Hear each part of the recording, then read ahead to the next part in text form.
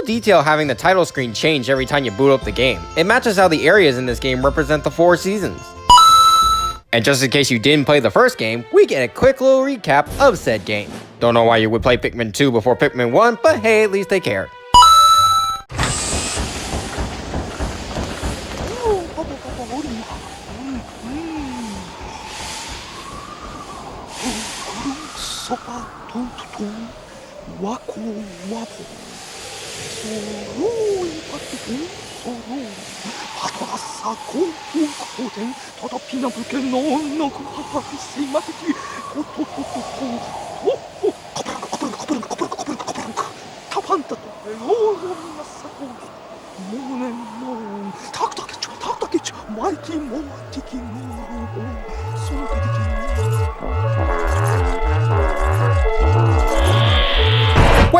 Wait, hang on! You're telling me that the ship I worked so hard to rebuild in the first game is now just being sold off like junk?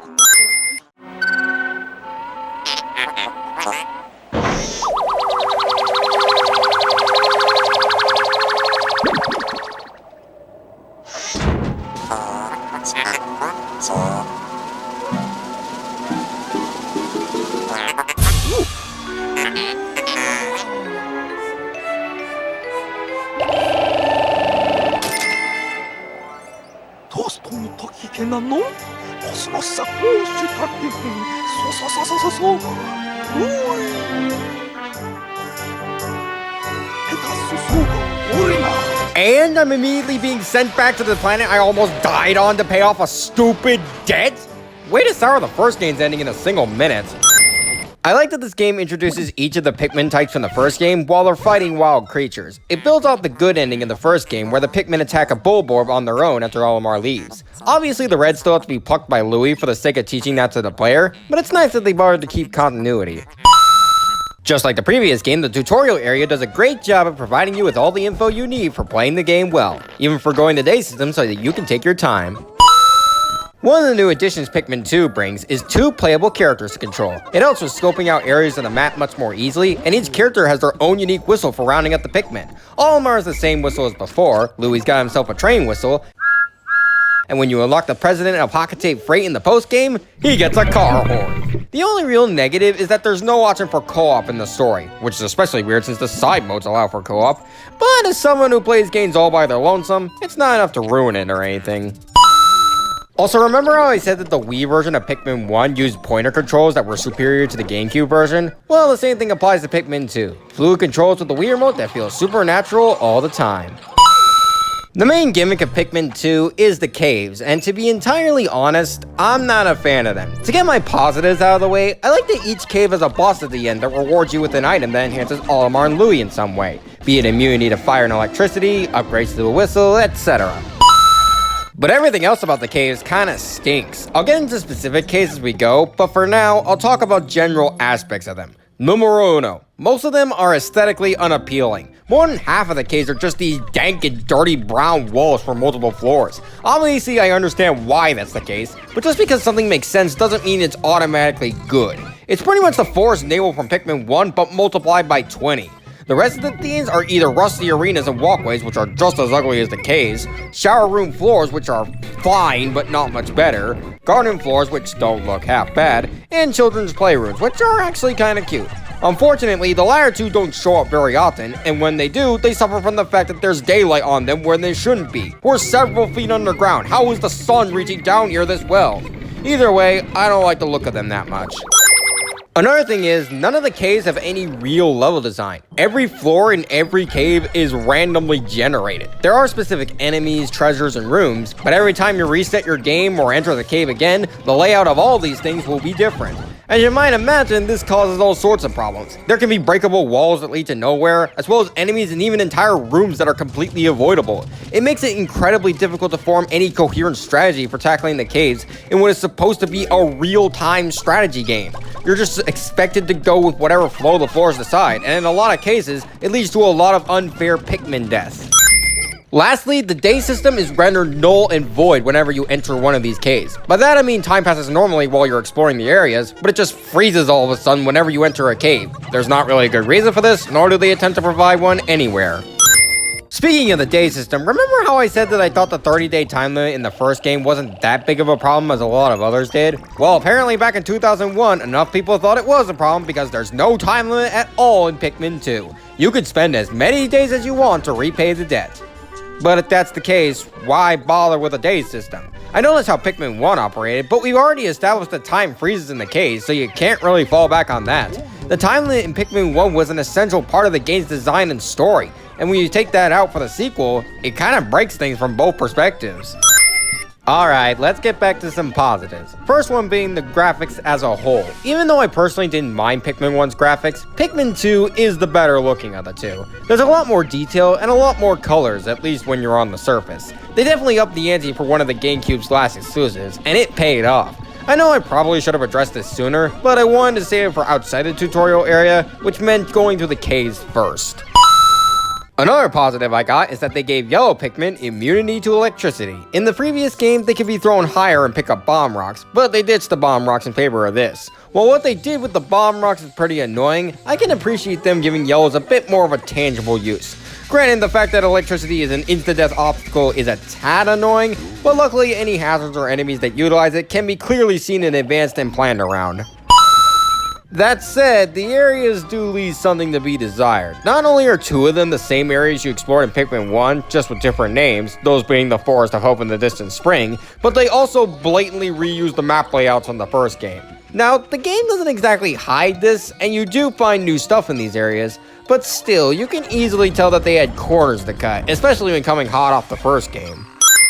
Any sequel worth their salt adds new and interesting gameplay mechanics built off the first game, and Pikmin 2 does just that by introducing two new types of Pikmin. The first of which being the white Pikmin. These guys are immune to poison, can dig up treasures that are buried beneath the dirt, and are quite fast when curing said treasure. A great addition through and through. The other new type is the purple Pikmin, and I'm very mixed on them. On the one hand, their ability to carry more weight than a normal Pikmin at a much slower pace is neat and well balanced. But on the other hand, these chonky boys are absolutely broken when it comes to combat. Not only are they able to stun enemies for a good while, but they absolutely annihilate any enemy's health once thrown on. You don't even need that many of them. As long as you had 10 to 15 purples, you can pretty much destroy almost every obstacle. Granted, you still need reds for the fiery bull blacks and blues for enemies in the water, but for virtually every other enemy, including ones that you'd think would call for other Pikmin like Munge Dweebles and Nano Beetles, can be mollywopped by just a few purples. I would understand it if these types were reserved for the last area of the game, but no. After the mandatory reds, purples are the first type you're given, and to be handed something that broken out of the gate is just poor balancing. Oh yeah, Bulbmen are also a thing. They're a new parasitic form of Pikmin that are only usable in the caves. They're immune to any and all hazards and can be helpful for making up lost Pikmin. Delightful additions as well.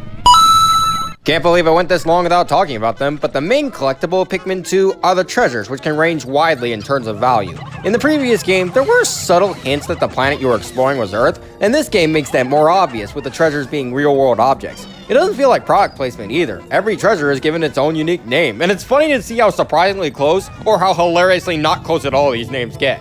For example, naming a strawberry a sunseed berry, naming a hot dog a meat satchel, naming a crushed soda can utter scrap, and my personal favorite, naming a water chestnuts container patience tester. Patience tester. The final new mechanic Pikmin 2 introduces is the red and purple sprays. Farm 10 berries of each color and you get red and purple spray. The red spray temporarily powers up your Pikmin so they can move faster and do more damage to enemies. That's a neat addition all around. The purple spray, meanwhile, is one of the most broken things I've seen in the game. Use it on any enemy and they instantly turn to stone, letting you go to town on them at will until they either break out or you smash them to pieces. They even drop nectar for you to flower your Pikmin. It's pretty much an automatic win button for all combat scenarios, and with the non-existent time limit, you can farm absurd amounts of this stuff. Sure, with enemies like the Gatling Groink and the Bull Bear, it's nice that you have the option, but for everything else, it almost feels like cheating. Also, it makes a burp sound whenever you use it, and I don't like that. At the end of each day, you're met with emails from a number of people back on Hecate. The president, who has no shame in being a capitalist swine, Olimar's family, who are so lovely, Louis's grandma, who's a grandma, and whatever the hell this is. While I prefer the diary entries from Pikmin 1, the emails offer their own source of entertainment that I can't be mad at. And don't worry if you miss Olimar's thoughts on stuff, cause they're still here in the Piklopedia. Every treasure you collect and enemy you kill is featured here, with Olimar making scientific remarks on every single one, while occasionally reminiscing about his family. We learn sweet things about him, like how he loves karaoke, he considers his children his life's work, and his wife likes to poke fun at him for thinking romantic thoughts. He also canonically smokes weed at one point, and that's the funniest thing in this game. Louis and the robot who collects treasure with you have their own thoughts as well. The robot tries to market all the treasures you collected once you get a specific set, and Louis, rather than offering scientific remarks about the wildlife, talks about how he would cook them all. That's the second funniest thing in this game. Okay, remember how I complained about the puffy blowhogs and swooping snitchbugs in Pikmin 1? Well, somebody at Nintendo thought it was a good idea to introduce a new iteration for both in the sequel. The bumbling snitchbug, which grabs your captains and flies higher than even your yellows can reach, and the withering blowhog, which blows away your Pikmin faster than a puffy blowhog. Thanks a lot, Nintendo, I'm so happy!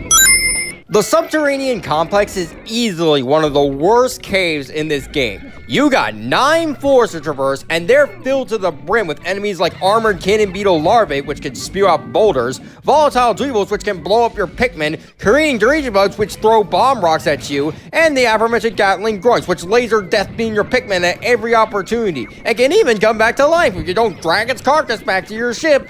Sure, if you have some purple spray on hand, these guys can be mitigated, but what can't be mitigated are the bomb rocks that just randomly fall right out of the sky.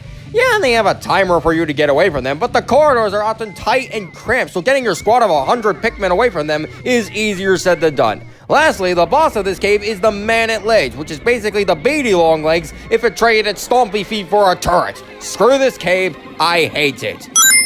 In fact, bomb rocks falling from the sky aren't exclusive to the subterranean complex. No, they can fall from the sky in most of the caves, along with giant insta-kill rocks and even entire enemies, including some really dangerous ones. Who thought this was a good idea? Was that person a masochist?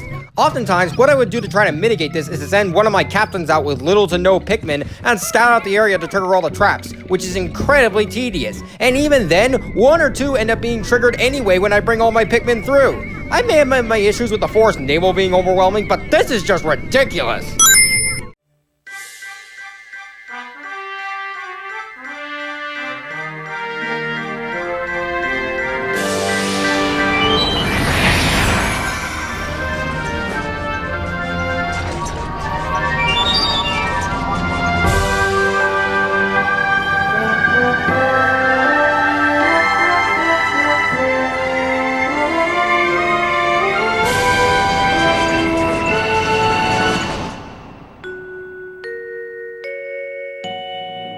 Cool reveal, but is there any reason why Olimar didn't immediately turn around and go back for Louis? The ship is clearly traveling at light speed, so going back would be quick and snappy. I know it ultimately starts an excuse for the president to replace Louis in the postgame, but still. I love that the credits are live-action footage with a stop-motion Louis on it. At least I assume it's a stop-motion Louis. It doesn't look like the in-game models, but either way, it's cool that they did this. I know I've been pretty negative on the caves for the majority of this video, but believe it or not, there is one legitimately good cave in this whole game. That being the Submerged Castle. Not only are you restricted to blue Pikmin from the very moment you enter, but if you spend too much time on any given floor...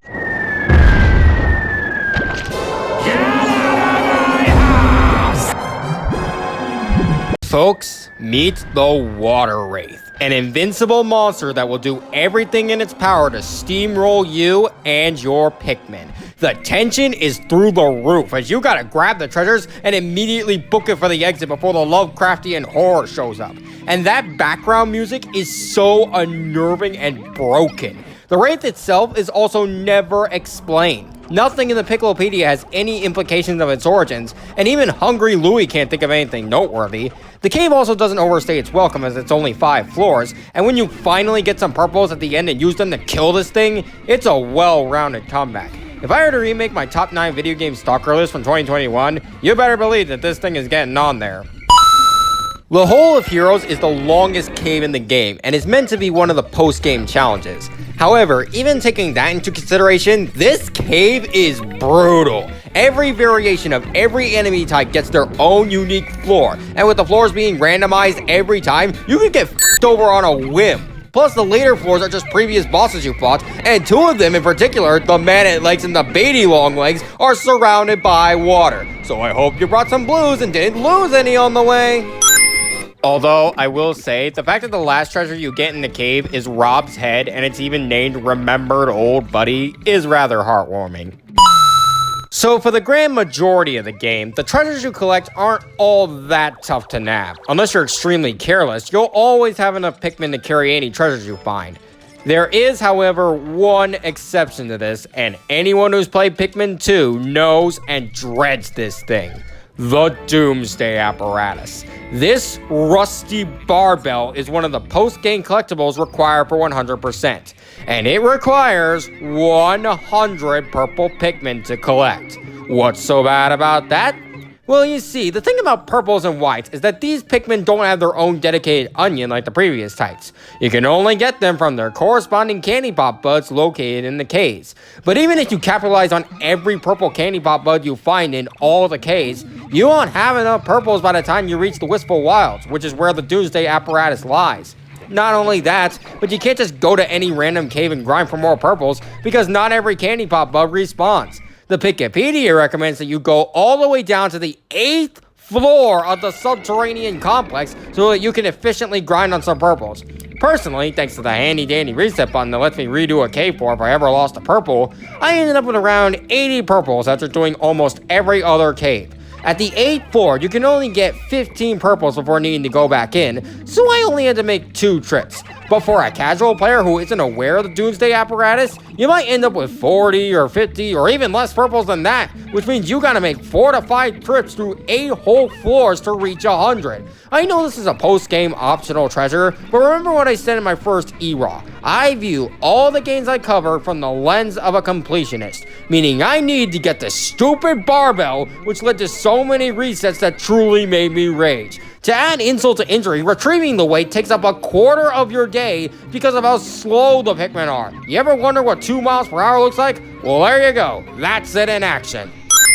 The Dream Den isn't as bad as the Hole of Heroes. In fact, for a final level, it's actually pretty alright. But sub-level 10 in particular can f*** right off. It's mostly water, which means you need your blue Pikmin to get through it, assuming you even brought or still have any. And the enemy lineup is a terrible combination of fiery blowhogs, water dumples, wollywogs, lesser spotted jelly floats, and a Gatling Groink. The last one you need purple spray for, otherwise you're gonna have a terrible time dealing with it, as well as dragging its corpse back to the ship. You better be ready to reset the level a few times, because if those things are in any unfair position, say goodbye to your Pikmin.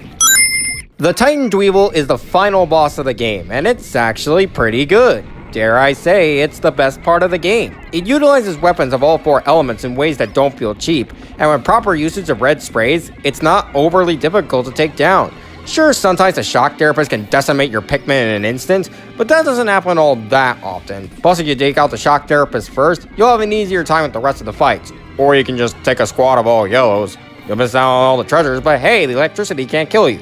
Also, there's implications in the Piklopedia that Louis hijacked the Titan Dweeble's brain, and he's the one trying to kill you. Why would he do that, you ask? Because he's secretly a villain.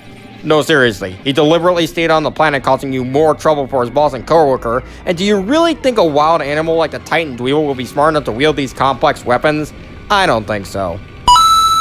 Also, I should mention the final boss music. It's not one of the best tracks I've heard or anything, but it fits with the fight and creates a solid atmosphere. Plus, the music gets crazier the more weapons you destroy, which showcases the panic in the Titan Dweeble, aka Louis' mind as they start losing.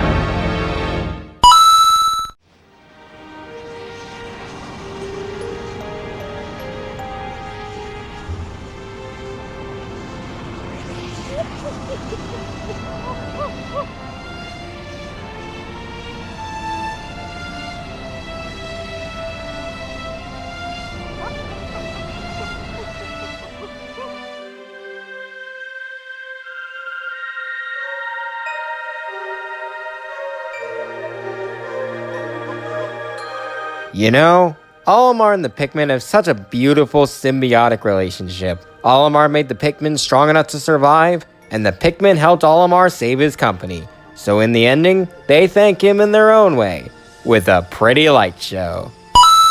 So unlike Pikmin 1, the challenge mode is required for 100%, and man, what a strain this process is. The way it works is that you get 2 ranks depending on how well you finish a set amount of floors with a set amount of Pikmin and sprays. Completing it normally nets you a white flower, and completing it with every Pikmin alive and with every treasure nabbed nets you a pink flower. While this isn't too much of an ask for the first 10 challenges, the rest of them get more and more arduous with each passing moment. This is yet another reason why the Ks shouldn't have been randomized, because a challenge mode is specifically designed for you to strategize ways around the enemies presented. But with the random nature of the Ks, you can't make a strategy for them. You just have to deal with whatever comes your way as fast as possible, which is incredibly annoying. And just what are you rewarded with for completing all 30 challenges with a pink flower rating? Why, a special cutscene that further proves that Louie is secretly the main villain of Pikmin 2. I kinda figured that from the get-go, but hey, the cutscene is cute, I guess.